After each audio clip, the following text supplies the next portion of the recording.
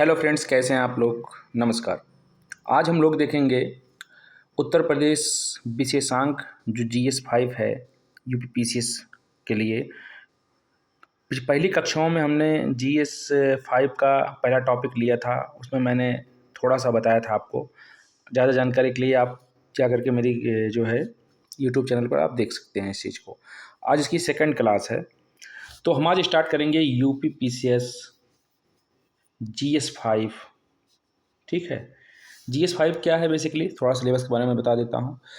देखिए, पहले UPSC की तरह UPPCS में भी ऑप्शनल की कंडीशंस थे, लेकिन अब जो है ऑप्शनल को हटा करके यूपी विशेषांक जो है GS 5 और GS 6 के रूप में दे दिया गया है। GS 1, GS 2, GS 3, GS 4 तो UPSC की ही तरह है, लेकिन उससे लो क्वालिटी के क्वेश्चन से पूछे जाते हैं। लेकिन GS ऑप्शनल की जगह पे GS 5 और GS 6 ला दिया गया। उत्तर प्रदेश के ऐतिहासिक, मेला, सांस्कृतिक परिदृश्य और उत्तर प्रदेश के भौगोलिक, वैज्ञानिक और सारे पक्षधर जो है GS 6 में कवर किए जाएंगे। ठीक है, तो आज हम GS 5 अभी फ़िलहाल हम चल रहे हैं। ये उत्तर प्रदेश GS 5 की राकेश सारस्वत सर की बुक है, काफ़ी प्रतिष्ठित बुक है, अच्छी बुक है। तो चलिए हम इसको रिव्यू करके देख रहे हैं और पूरे बुक को हम प्रॉपर रूप से लेकर के आगे बढ़ेंगे। आदि ऐतिहासिक काल, प्रोटो हिस्टोरिक पीरियड को हम देखते हैं। इस काल में मनुष्य ने धातुओं का प्रयोग आरंभ किया था। सर्वप्रथम तांबा का प्रयोग हुआ, बाद में कांसा और फिर लोहे का उपयोग शुरू हो गया था। आरंभिक दिनों में मनुष्य ने पाषाण उपकरणों के साथ ही तांबा का उपयोग किया था, जिसे ताम्र पाषाणी संस्कृति या चारकोलिथिक एज कहा जाता है। इसका समय काल 3000 से 500 ईसा पूर्व तक निर्धारित किया जाता है। इस संस्कृति का बड़ा भाग हड़प्पा संस्कृति या सिंधु सभ्यता के रूप में भी देखा जाता है। ठीक है, देखिए हुआ क्या था। आज से लगभग में 2500 से 1500 BC के आसपास को हम मानते हैं सिंधु घाटी सभ्यता का समय। ठीक है, ये एक नगरी सभ्यता थी। एक सेकंड रुक जाइए भैया, रोज एक घंटी दे देता है। एक सेकंड ये भी मैं कर दूं। हाँ, अब रुक जाओ एक सेकंड। हाँ, तो 2500 BC से 1500 BC तक के टाइम पीरियड को हम क्या बोलते हैं, सिंधु घाटी सभ्यता का समय। ये एक नगरी सभ्यता थी। आपको मैंने पूर्व की कक्षाओं में, इतिहास की कक्षाओं में बताया था कि भारत में एक परिस्थितियां ऐसी चली हैं कि सपोज डैट जैसे ये भारत है। ठीक है, एक सेकेंड यार, ये भारत है। ठीक है, भारत में यदि किसी जगह पर नव पाषाण काल की कंडीशंस हैं, तो किसी जगह पर जो है पूरा पाषाण काल की कंडीशंस होंगी। किसी जगह पर नगरी सभ्यता होगी तो किसी जगह ग्रामीण सभ्यता होगी। आप यहाँ पर भी देख लीजिए, ट्राइबल एरिया में जाकर के देखेंगे तो वहाँ पर आपको पुरानी सभ्यताओं के अवशेष मिल जाएंगे। ठीक उसी प्रकार ये भी कंडीशंस थे। तो पहले तो इस रीजन में हड़प्पा सभ्यता आई, लेकिन किन्हीं कारणों के वजह से जो है इस सभ्यता का विनाश हुआ। जब इस सभ्यता का विनाश हुआ 1500 BC के आसपास थे, तो 1500 से 1000 BC तक के टाइम पीरियड को वैदिक सभ्यता आ गई। अब ये सभ्यता क्या आई, अब ये भी रिसर्च का विषय है कि पर्टिकुलर इस क्षेत्र में ही ये वैदिक सभ्यता आई, क्या आई, रिसर्च चल रही है, अभी भी रिसर्च के फेज में है। लेकिन जो वर्तमान समय में मान्यता प्राप्त दृष्टिकोण है, मैं उसके अनुसार बता रहा हूँ कि पहले नगरीय सभ्यता आई, फिर ये ग्रामीण सभ्यता हो गई। ठीक है, 1500 से 1000 BC तक ग्रामीण सभ्यता आई और ये लगभग 500 BC तक रही। मतलब 1500 से 1000 तक ऋग्वैदिक पीरियड और 1000 से 500 ईस्वी तक BC तक वो जो है वो उत्तर वैदिक काल होगा।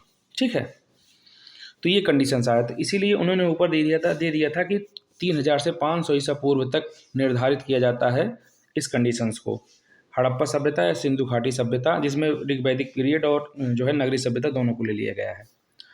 अब उत्तर प्रदेश में इस काल में महत्वपूर्ण पुरास्थल मेरठ और सहारनपुर में प्राप्त हुए थे। ताम्र पाषाणी संस्कृति की अवधि में तांबा में टिन मिलाकर कांसा बनाने की विधि विकसित हुई, जिसे पहले ताम्र कांस्य युगीन संस्कृति और फिर कांस्य युगीन सभ्यता को जन्म दिया। हड़प्पा संस्कृति इसी युग का प्रतिनिधित्व करती है। इसी युग का प्रतिनिधित्व करती है। यह दक्षिण एशिया के प्रथम नगरीय सभ्यता थी। दक्षिण एशिया का मतलब आप जान रहे हैं, सपोज दैट यदि आपका एशिया है तो भारत वगैरह जो रीजन है इसमें आपका ये लाओस, ये तो ना साउथ ईस्ट एशिया है। दक्षिण एशिया में आपका ये वियतनाम, नहीं सॉरी, दक्षिण एशिया में आपका भारत आ जाता है, पाकिस्तान आ जाता है, श्रीलंका आ जाता है, और ये सब चीज़ें, ये सब आ जाते हैं देश, ठीक है। वो साउथ ईस्ट एशिया है, उसको नहीं देखेंगे। दक्षिण एशिया में यही छोटे छोटे देश, यहाँ पे जो मालदीव आ जाता है, ये सब दक्षिण एशिया के देश हैं। तो ये कंडीशंस हुआ कि दक्षिण एशिया में प्रथम नगरीय सभ्यता, नगरीय संस्कृति कौन हुई, तो ये आपका कांस्ययुगीन सभ्यता, हड़प्पा सभ्यता हुई थी, जिसका समय रेडियो कार्बन काल निर्धारण विधि से 3500 से 1300 बीसी के मध्य निर्धारित किया जाता है। इसका परिपक्व चरण 2600 से 1900 ईसा पूर्व तक माना जाता है। तो जब मैं हड़प्पा सभ्यता उसमें पढ़ाऊंगा एंशियन हिस्ट्री में, तो मैं इसको व्यापक तौर पर बताऊंगा। अभी ये ब्रीफली आप चलने दीजिए, मैं इसको लेकर के चल रहा हूँ, और ये चीज़ बहुत नॉर्मल है। आप एनसीईआरटी में पढ़ेंगे तो ये सब चीज़ें बारीक तरीके से आपको वहाँ पर बताई जाएगी। तो मैं इस चीज़ को समझ कर चल रहा हूँ कि आपको इसके बारे में जानकारी होगी, जो कि मैंने पूर्व कक्षाओं में बहुत बारीकी से इस चीज़ को बताया था। हड़प्पा संस्कृति की अब तक 1400 से अधिक बस्तियों का पता लगाया जा चुका है। इसका सबसे पूर्वी स्थल उत्तर प्रदेश का मेरठ, देखिए ये है आपका नॉर्थ, ये आपका है साउथ, ये है आपका ईस्ट, और ये है आपका वेस्ट। नॉर्थ का मतलब होता है उत्तर, साउथ का मतलब होता है दक्षिण, इधर होता है पूर्व और इधर होता है पश्चिम। तो कह रहे हैं कि सबसे उत्तर प्रदेश का सबसे पूर्वी स्थल मेरठ है, जिसकी यमुना की सहायक नदी हिंडन पर बसा आलमगीरपुर है। तो इस तरफ जो है आलमगीरपुर, इस तरफ आलमगीरपुर बसा है। इस पूरा स्थल की खोज 1958 में पंडित यज्ञदत्त शर्मा ने की थी। इसे परसाराम का खेरा नाम से भी जाना जाता था। आलमगीरपुर में मनके, रोटी बेलने की चौकी तथा कटोरी के अनेक टुकड़े मिले हुए हैं। मिट्टी के बर्तनों पर मोर, गिलहरी आदि के चित्र अतिरिक्त कुछ लिपि भी प्राप्त हुई है, जिससे ज्ञात होता है कि यहाँ के निवासी लेखन कला से परिचित थे। ठीक है, इधर आ जाइए आप। आलमगीरपुर के अतिरिक्त उत्तर प्रदेश में हुलास, जो कि सहारनपुर में है, बड़गांव ये बागपत में है, उसके बाद मानपुरा बुलंदशहर में है, कैराना शामली में है, तथा मांडी गांव मुजफ्फरनगर आदि स्थलों की पहचान भी हड़प्पाकालीन बस्तियों से प्राप्त होती है। ठीक है, तो ये हमारी पुरानी संस्कृतियां हैं, जो कि खुदाई और अवशेषों के आधार पर इसको प्राप्त किया गया है। तो प्रोटो हिस्ट्री का मतलब मैंने आपको पूरी कक्षाओं में बताया था कि जिसका लिखित साक्ष्य है, लेकिन हम पढ़ नहीं पाए, उसको हम प्रोटो हिस्ट्री कहते हैं। उसके बारे में आज भी अंडर रिसर्च चल रही है। सरकार कितनी पैसा खर्च कर रही है कि हड़प्पा संस्कृति की लिपियों को पढ़ा जा सके, अपने पुरानी सभ्यताओं के बारे में जाना जा सके।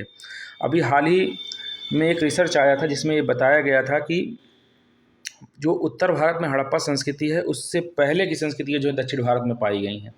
तो अभी ये मैंने आपको पहले ही ऊपर बता दिया था कि ये अभी अंडर रिसर्च फेज में है, कुछ भी जो है चेंजिंग हो सकते हैं इतिहास में। ऐतिहासिक काल,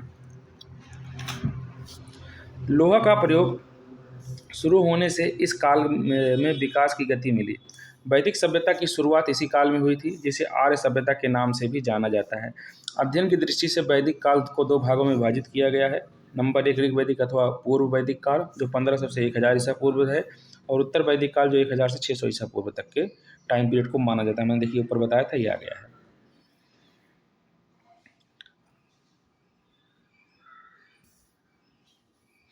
अब मैंने ऊपर सिंधु घाटी सभ्यता तक ही चर्चा क्यों किया था? कारण ये था कि 2500 से 1500 ईस्वी तक के इतिहास को प्रोटो हिस्ट्री में इसलिए रखा जाता है क्योंकि उसको पढ़ा भी नहीं गया आज तक। अपितु वेदों को समझाने के लिए आरण्यक बनाए गए हैं, उपनिषद बनाए गए हैं, और सब चीज़ें बनाई गई हैं, ग्रंथ बनाए गए हैं, तो वेदों को प्रॉपर तौर से समझा जा सकता है, उत्तर वैदिक काल को समझा जा सकता है, इसलिए इसको ऐतिहासिक काल में रखा गया है। ऋग्वैदिक सभ्यता का ज्ञान ऋग्वेद से प्राप्त होता है। इसके प्रवर्तक आर्य थे। अब आर्य क्या है? आर्य क्या है? अभी मैं आपको पिछले बताया था कि उत्तर भारत में जो है आर्यों के कंडीशन को अभी अंडर रिसर्च में एक आया था कि उत्तर भारत में जो आर्य झोपड़ियाँ बनाए हुए हैं, ये जो है दक्षिण भारत में भी पहले आए थे। तो ये अभी रिसर्च है, मैं उस रिसर्च को आपको लेकर के आऊँगा। अभी मैंने वहाँ पर ब्रीफली उस कुछ चीज़ों को नहीं देखा था, मैंने यहाँ पर देखा था कि कुछ खोजें हुई हैं जो आर्य को लेकर के हैं और सब जो है सिंधु घाटी सभ्यता को लेकर के है, और पुरानी बस्तियों के साथ जो है वो दक्षिण भारत में उत्तर भारत से और पहले के माने जा रहे हैं। तो मैं इसको लेकर के आऊँगा। आर्य बेसिकली जो है ये बताया जाता है कि भारत के मूल निवासी नहीं थे, लेकिन कुछ रिसर्चों में भी बताया जाता है कि आर्य यहीं के थे। कुछ लोग कहते हैं कि आर्य को उत्तर भारत में आर्य रहते थे, दक्षिण भारत में द्रविड़ रहते थे, या यहाँ के स्थानीय लोगों को द्रविड़ कहा जाता था। तो ये काफ़ी मृतक घटनाएं हैं, इसमें पूर्णतः विश्वास नहीं किया जा सकता है, लेकिन ये चीज़ तो प्रॉपर तौर में बहुत से लोग कहे हुए हैं, बहुत बहुत से विद्वान हैं जिन्होंने कहा हुआ है कि आर्य जो है मिडिल ईस्ट से आए थे, कुछ कह रहे हैं आर्य जो है उत्तरी ध्रुव से आए थे। तो ये इतिहास के गर्भ में रिसर्च की बात है। तो ऋग्वैदिक सभ्यता का ज्ञान जो है ऋग्वेद से प्राप्त होता है। इसकी प्रवर्तक आर्य थे, जिनका निवास गंगा की ऊपरी घाटी क्षेत्र में अफगानिस्तान एवं वर्तमान पंजाब तक था। 7 नदियों के क्षेत्र के कारण इसे सप्त सैंधव कहा जाता था। यह नदियां सिंधु, सरस्वती, शतुद्री, सतलज, जिसे परुषणी, रावी, बिपाशा, ब्यास, आस्किनी, चेनाब, बितस्ता, झेलम के नाम से जाना जाता है। तो जो है 7 नदियों के आसपास रहने वाले को हम आर्य कहते थे और इस क्षेत्र को हम सप्त सैंधव कहते थे। कुछ लोगों ने कहा है, एल डी कल्ला जैसे कुछ लोगों ने कहा है कि सब जो है ब्रह्मर्षि देश से आर्य आए थे। ब्रह्मर्षि देश का मतलब होता है गंगा और यमुना के बीच के दोआब का क्षेत्र, यहाँ से आर्य आए थे। तो कुछ बहुत बहुत लोगों ने बहुत प्रकार की चीज़ें बताई हुई है, उनके भी अपने रिसर्च के कोई जो है पॉइंट थे, उस रिसर्च को भी दिया गया था। आर्य ने उत्तर वैदिक काल में लोहे की जानकारी मिलने के बाद अपना विस्तार पंजाब से आगे बढ़ाकर गंगा, यमुना, दोआब, हिमालय और विंध्याचल जैसे पर्वतीय प्रदेशों में कर लिया। वैदिक साहित्य में इस क्षेत्र को मध्य देश कहा जाता था। इसमें वर्तमान उत्तर प्रदेश के कुरु, पंचाल और काशी जैसे क्षेत्र शामिल थे। आपने ऊपर इस चीज़ों को समझा होगा कि सबसे पहले हमारा आया था पाषाण युग, जिसमें शल्क संस्कृति थी। उसके बाद आया कांस्य ताम्र पाषाण युग, ताम्र पाषाण युग है। उसके बाद कांस्य युगीन सभ्यता आई। उसके बाद लोहे का समय आया। आर्य लोहे का प्रयोग करते थे, हड़प्पा वासी कांसे का प्रयोग करते थे, और उसके पहले जो है नव पाषाण काल में तांबे का प्रयोग हुआ जाता था और पाषाण का प्रयोग किया जाता था। उससे पहले और तो जो है वो पत्थर के औजार जो है सल्क ब्लेड संस्कृति थी, फलक संस्कृति थी। तो इतना मैं आपको बता दिया हूँ। ठीक है, आगे बढ़ते हैं। तो ये देखिए, इसमें एक अंतर बताया गया है। एक सेकंड रुक जाइए। देखिए, वैदिक संस्कृति और सिंधु संस्कृति में अंतर। ठीक है, इधर देखिए वैदिक संस्कृति, इधर सिंधु संस्कृति है। वैदिक संस्कृति जो थी पूर्णतः ग्रामीण सभ्यता थी, ठीक है, जबकि सिंधु संस्कृति नगरीय सभ्यता थी। लोहे से बने उपकरण प्राप्त हुए हैं, यहाँ के लोहे के बने उपकरण प्राप्त नहीं हुए हैं, चूंकि ये कांस्य युगीन सभ्यता थी। अब आप कमेंट में बताएंगे कांसा किससे किससे बनता है?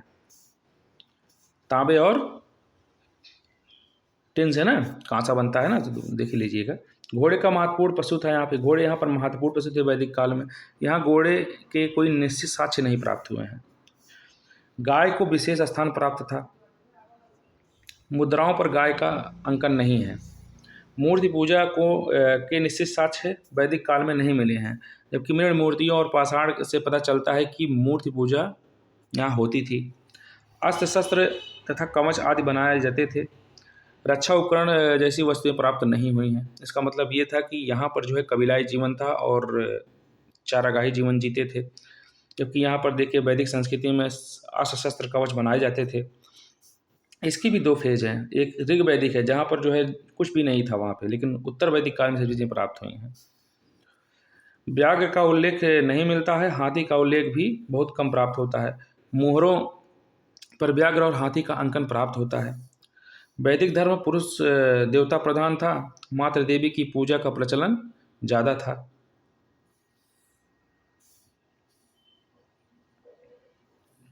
वैदिक धर्म पुरुष देवता प्रधान थे, तो मातृ देवी की पूजा का प्रचलन ज़्यादा था यहाँ पे, ठीक है।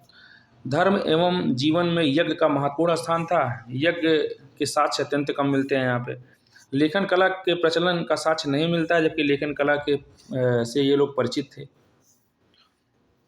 एक सेकेंड, कैसे यार ऊपर चला गया ये?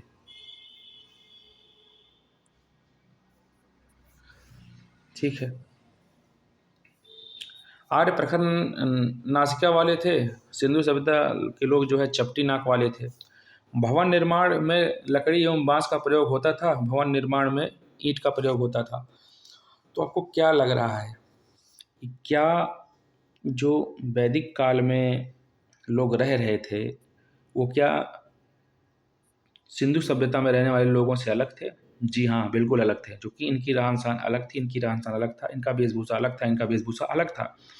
ये सभ्यता पहले थी, ये सभ्यता पहले थी, अभी इतिहास के गर्भ में छुपा हुआ है।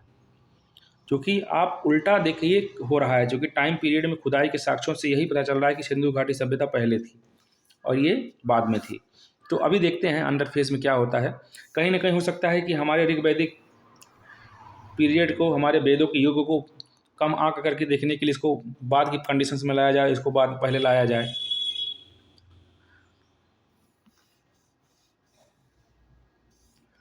अब एक सेकंड रुक जाइए, ऊपर वाला एक छूटा हुआ है, इसको देख लीजिए। देखिए यहाँ पर कुरु राज्य का विस्तार मेरठ से दिल्ली व हरियाणा तक था। इसकी राजधानी आसंदीवत थी, जिसकी पहचान हस्तिनापुर के रूप में की जाती है। यहाँ के प्रसिद्ध राजा उद्वालक आरूढ़ी का उल्लेख छंदोग्य उपनिषद में मिलता है। पांचाल राज्य वर्तमान में कानपुर और वाराणसी के मध्य गंगा के मैदान में फैला था। वर्तमान बदायूं, बरेली, फर्रुखाबाद इसमें शामिल हैं।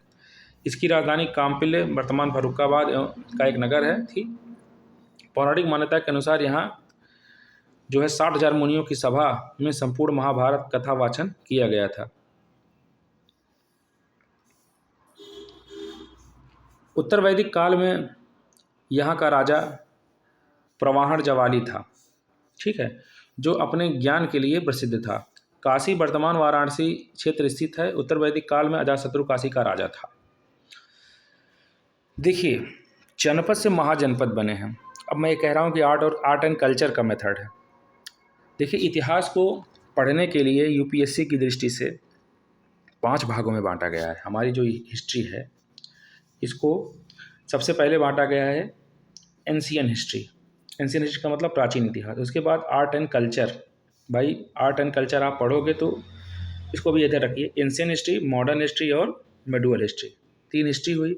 अब तीनों हिस्ट्री को व्यापक तौर पर समझने के लिए, इनकी कला संस्कृति का अध्ययन करने के लिए, सामाजिक परिदृश्य को अध्ययन करने के लिए, मंदिरों का अध्ययन करने के लिए एक अलग आयाम बनाया गया, आर्ट एंड कल्चर। ये बेसिकली संस्कृति को, इन तीनों क्षेत्र समय परिस्थितियों को समझने के लिए इसकी कला संस्कृति को बनाया गया है। उसके बाद एक है वर्ल्ड हिस्ट्री, ये भी आपको कवर किया जाता है, ठीक है।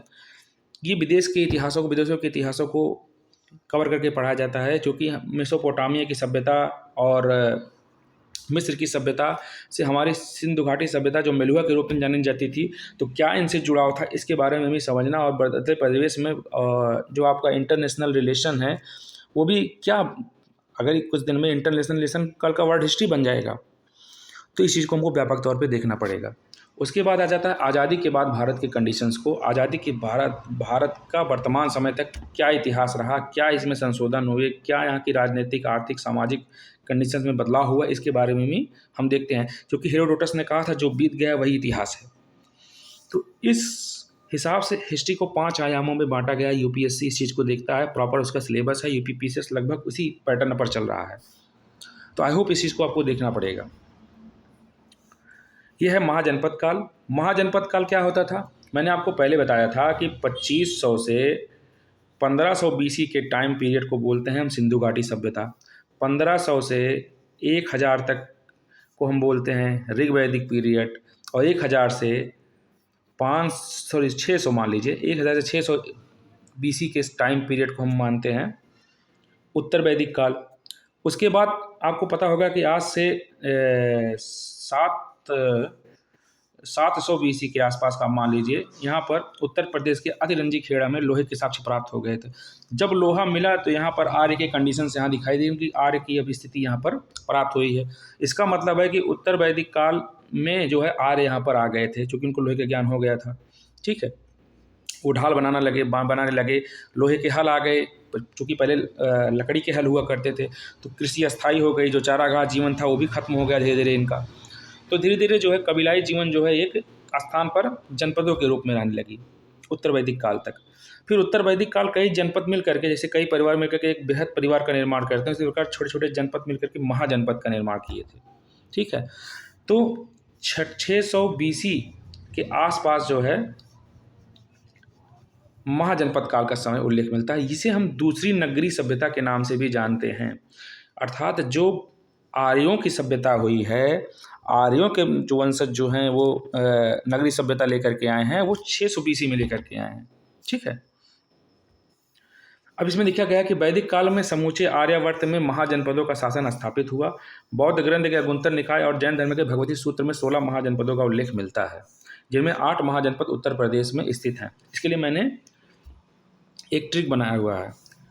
तो कौशल, श्रावस्ती और काशी, कुरु, पंचाल, वत्स, मल्ल और चेदी, ये है इसका नाम। ठीक है, तो 8 जनपदों का मैंने ट्रिक बनाया हुआ है, मैं आपको कभी दे दूंगा। इसमें मुझे याद आ रहा है मगध, सुकुमार है, कौशल, माँ से हो जाएगा मगध, सू से हो जाएगा सुरसिन, कु से हो जाएगा ये है आपका कुरु। ठीक है, माँ से हो जाएगा मल्ल। ठीक है, और ऐसे है, मैं आपको देख करके बताऊँ, मुझे थोड़ा कम याद आ रहा है। मैंने इसको पूरा 8 महाजनपद जो उत्तर प्रदेश में, इसका मैंने ट्रिक बनाया था। तो कौशल जनपद आधुनिक अवध में लगभग बराबर था। इसकी राजधानी राप्ती, प्राचीन नाम इसका इरावती था, के तट पर स्थित थी। राप्ती का प्राचीन नाम इरावती था, तो इसको भी पूछ सकते हैं। और तट पर से श्रावस्ती थी। कौशल की राजधानी श्रावस्ती थी। इसके राजा महाकौशल देव ने काशी को जीतकर अपने में मिला लिया था। एक सेकंड रुक जाइए।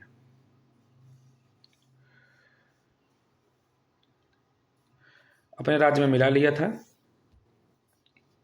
इन्होंने अपनी पुत्री महाकौशल देवी का विवाह मगध सम्राट बिंबिसार के साथ किया था, जिसमें काशी दहेज में के रूप में उनको प्रदान की गई थी। महाकौशल देव का उत्तराधिकारी प्रसेनजीत हुआ, जो बुद्ध काल के समकालीन थे। बिंबिसार की हत्या के बाद इसने मगध पर उत्तर प्रसेनजीत था। बिंबिसार की हत्या के बाद इसने मगध पर आक्रमण कर अजातशत्रु से काशी वापस लेने का प्रयास किया। जो कि प्रसेनजीत और वो दोनों रिश्तेदार ही थे, आपको पता ही है। महाकौशल देवी के साथ बिंबिसार की शादी हुई थी, और अजातशत्रु जो है उनकी दूसरी पत्नी का बेटा था।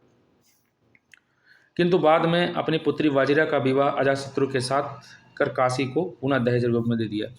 अब इसमें कुछ घटना ऐसी है कि वाजिरा से जो है प्रेम था अजातशत्रु को, और इसीलिए ऐसी कंडीशंस आए थे। तो वहाँ पर ये चीज़ें हैं, कभी हम देखेंगे। काशी जनपद वर्तमान वाराणसी परिक्षेत्र में स्थित है। प्राचीन काल में यह शिक्षा, समृद्धि और शिल्प व्यापार के लिए प्रसिद्ध था। राजा ब्रह्मदत्त के शासनकाल में काशी का पड़ोसी राज्य कौशल के साथ कई बार युद्ध हुआ है, और अंत में कौशल की विजय हुई है। कुरु जनपद वर्तमान मेरठ, हस्तिनापुर और दिल्ली क्षेत्र में स्थित था। इसकी राजधानी इंद्रप्रस्थ थी। उत्तर वैदिक काल की अपेक्षा अब इसकी ख्याति काफ़ी कम रह गई थी, किंतु बौद्ध धर्म के जातक कथाओं में कुरु धर्म पर चर्चा बार बार की गई है। ठीक है, पांचाल जनपद गंगा यमुना दोआब के पूर्व में वर्तमान रोहेलखंड क्षेत्र में मौजूद था। उत्तरी पांचाल की राजधानी अहिछत्र और दक्षिणी पांचाल की राजधानी को काम्पिल्ले बोला जाता है, जो वर्तमान में बदायूं फर्रुखाबाद का रीजन है। अहिछत्र बरेली वाला रीजन है। अहिछत्र में अश्वत्थामा बैठा था, और काम्पिल में जो है राजा द्रुपद का जो है पुत्र दृष्टद्युम्न बैठा था। तो इस चीज़ को जान लीजिए। वस्त जनपद के दक्षिणी पश्चिमी वर्तमान प्रयागराज क्षेत्र में स्थित था। इसकी राजधानी यमुना नदी के तट पर स्थित कौशाम्बी थी। तो वस्ती की राजधानी कौशाम्बी थी, यमुना नदी के किनारे थी। गणराज्य, अब देखिए महाजनपदों में कुछ गणराज्य भी थे। 6ठी शताब्दी ईसा पूर्व में वर्तमान उत्तर प्रदेश में 7 गणराज्य थे। इसमें शाक्य, कोलीय, मौर्य, कुशीनगर के मल्ल, पावा के मल्ल और मग्ध तथा कलाम थे। ये क्वेश्चंस पूछे जा सकते हैं, अच्छा क्वेश्चन है जिसको क्योंकि ये जो किताब बनाया है वो भी एक रिटायर्ड ऑफिसर्स हैं, या मे बी राष्ट्रपति सरस्वत जी अभी भी होंगे, मुझे नहीं पता इनके बारे में व्यापक तौर पर। तो व्यापक तौर पर इस चीज़ के बारे में सोच समझ के चीज़ें बनाई गई हैं। मल्ल, मगध तथा कलाम, इन राज्यों में राजनैतिक व्यवस्था किसी राज्य के अधीन नहीं बल्कि लोकतांत्रिक थी। इसमें जनता द्वारा चुने गए प्रतिनिधि शासन करते थे। शासक निरंकुश नहीं थे बल्कि जनता के सेवक की भांति शासन करते थे। इस तरह के अधिकांश गणराज्य हिमालय की तलछटी या तलहटी में स्थित थे। ठीक है, तो बस आज के लिए इतना ही। कल हम देखेंगे प्राचीन भारत के उत्तर प्रदेश में स्थित महाजनपद कौन कौन से थे, और मैं उस कल ट्रिक को भी आपको बताने का प्रयास करूंगा। तो बस आज के लिए इतना ही। नमस्कार।